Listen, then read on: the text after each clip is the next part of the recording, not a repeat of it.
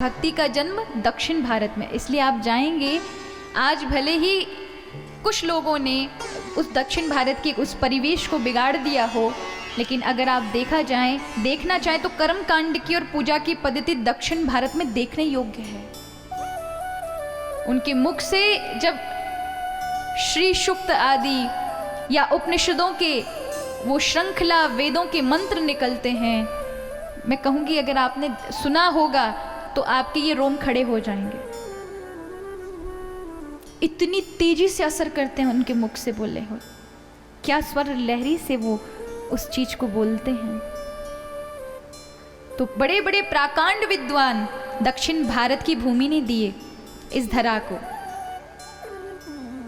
चाहे वो निम्बार्काचार्य रहे हों, निम्बार्क संप्रदाय के बल्लवाचार्य रहे हों, पुष्टि संप्रदाय के रामानंदाचार्य रहे हों, या विष्णु स्वामी हों, या और भी जितने जितने संप्रदाय के संत रहे,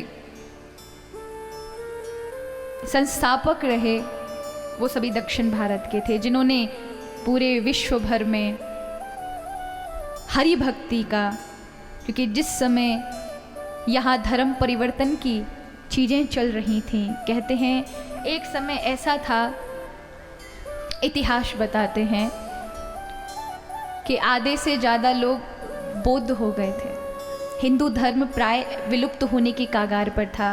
तब आदि गुरु शंकराचार्य जी हुए, जिन्होंने चारों दिशाओं में क्या किया, पीठों का निर्माण किया, और हिंदू धर्म को लोगों ने तिरस्कार कर दिया था, नकार दिया था। क्योंकि कहते हैं ना, जब किसी चीज़ के महत्व को नहीं पता होता तो हमारे मन को परिवर्तन होने में देर नहीं लगती, लेकिन जिस चीज़ की जड़ को आप पहचान लेते हैं तो वहाँ से आप छूट नहीं सकते।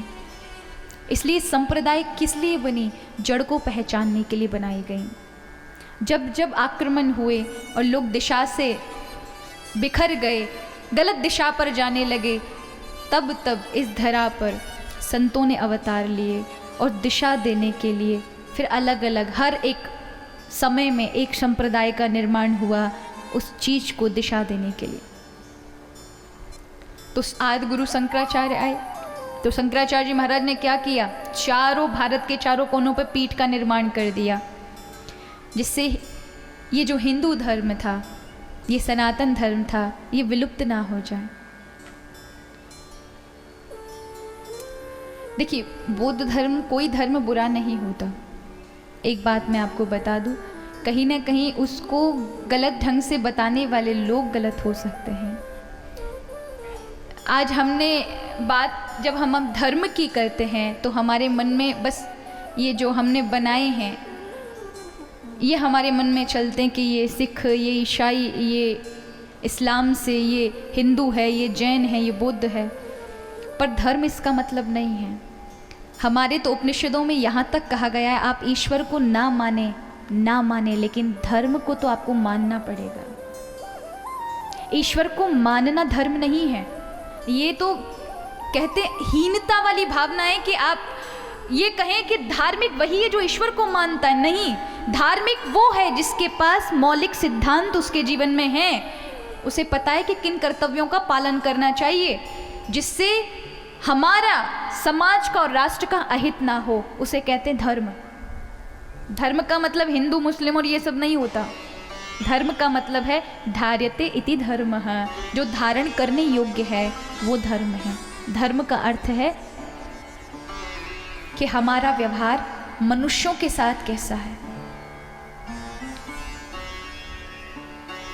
कैसा है हमारा मनुष्यों के जैसा। हम प्रेम बड़ा करते हैं, लेकिन बड़े बड़े योजनाएं बनाते हैं किसी को नीचा गिराने के लिए, बड़ी बड़ी योजनाएं बनती, किसी को उठते हुए देख नहीं सकते, उनको बड़ा उल्टा सीधा बोलने के लिए बस तैयार रहते हैं, बस बोलना है, अपने तीखे बाण छोड़ने, बस काम तमाम कर देना। कुछ कर नहीं सकते तो बोल बोल करके परेशान करना चाहते हैं। ये मनुष्यतर व्यवहार हो गया है हमारा, स्वार्थ में व्यवहार हो गया है। दिखाने को प्रेम की भाषा बोलेंगे, लेकिन मन में क्या चल रहा है कोई नहीं जानता। पहले के असुर कम से कम दिखते थे कि ये खा जाएगा, इसके बड़े बड़े दांत हैं, बड़े बड़े हाथ हैं और ये इतना बड़ा दिखता है। आज के वाले असुर तो दिखते नहीं है महाराज, बड़े शालीनता वाले होते हैं, लेकिन अंदर कब उनका राक्षस पैदा हो जाए, कब आपकी शामत आ जाए, कोई पता नहीं रहता। तो मनुष्य का मनुष्य के प्रति कैसा व्यवहार हो कि एक मनुष्य को आपके से खतरा ना हो, आपसे उसे परेशानी ना हो, आपसे कहीं उसका अहित ना हो जाए, यह है धर्म। मनुष्य का मनुष्यतर प्राणी के साथ कैसा व्यवहार होना चाहिए। मनुष्यतर प्राणी माने ये जीव जंतु जो आपकी सृष्टि में रहते हैं, उनके प्रति आपका कैसा व्यवहार है कि कोई जानवर देखो और आपने मार डाला। कई लोग होते हैं मांस आदि का भक्षण करते हैं, जीवों की हत्या कर देते हैं, ये गलत है। जब आप किसी को प्राण नहीं दे सकते तो किसी के प्राण लेने का आपको कोई अधिकार नहीं बनता। अगर आप गलत कार्य करेंगे तो याद रखिए आपका प्रारब्ध बनता जा रहा है और वो आपको कहीं ना कहीं किसी रूप में मिल ही जाएगा।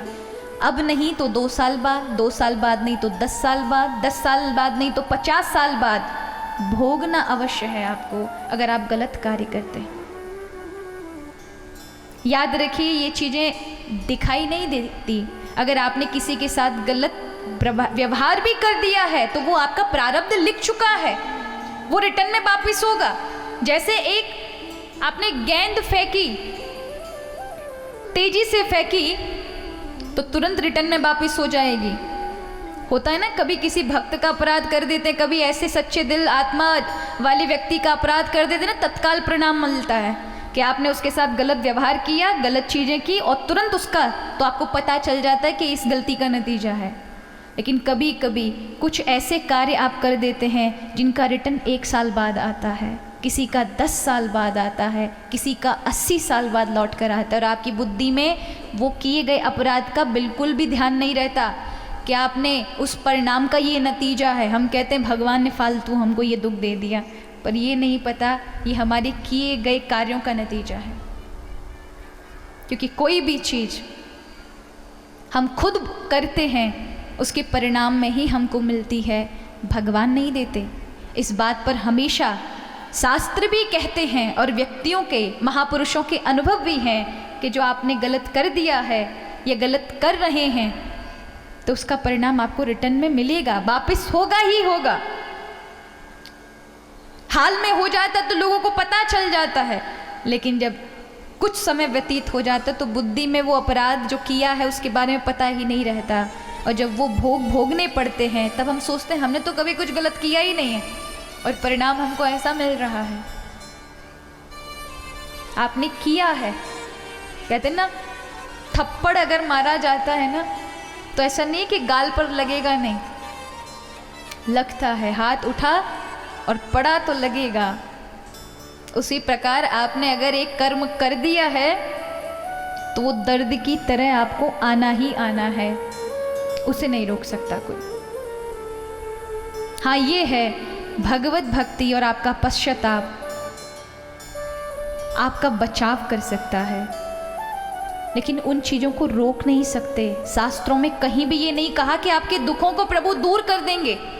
जैसे कार्य कर दिए वैसा भविष्य बनता जा रहा है, और जब मर जाएंगे तो जैसे कर्म किए उसके, वो कहते हैं ना, एक होता है पुण्य का घड़ा, एक होता है पाप का घड़ा।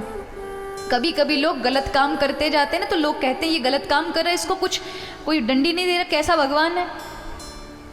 याद रखिए वो इसलिए उसको दंड नहीं मिल रहा क्योंकि उसके पुण्य उसका बचाव कर रहे हैं। वो गलत कार्य करता है, उसके पुण्य खत्म हो जाते उतने ही। जिस दिन उस पुण्य का घड़ा खत्म होते ही उसको परिणाम मिलने आरंभ हो जाएंगे, और ऐसे परिणाम मिलेंगे क्योंकि उसके पाप प्रबल हो जाएंगे, क्योंकि पुण्य का लेश बचा नहीं है। जब व्यक्ति गलत काम करता रहता है तो याद रखिए उसके पुण्य के वो जो घड़ा में से निधि है वो जाती रहती है, जाती रहती है, जलती रहती है, उसे बचाने के लिए कि उसका दुष्परिणाम उसको ना मिले। लेकिन जैसे ही वो खत्म हुई तो पापों के घड़ा प्रबल हो जाता है, उसे घेर लेता है और फिर महान दुख की प्राप्ति होती है। तो इसलिए कहा कि जो आपने कर दिया है उसी से आपके भविष्य का निर्माण है। उसी के अनुसार फिर आपके देखे जाते इसने क्या पुण्य क्या पाप किया, उसके अनुरूप इसको जन्म, वैभव, आयु ये सब दी जाती है।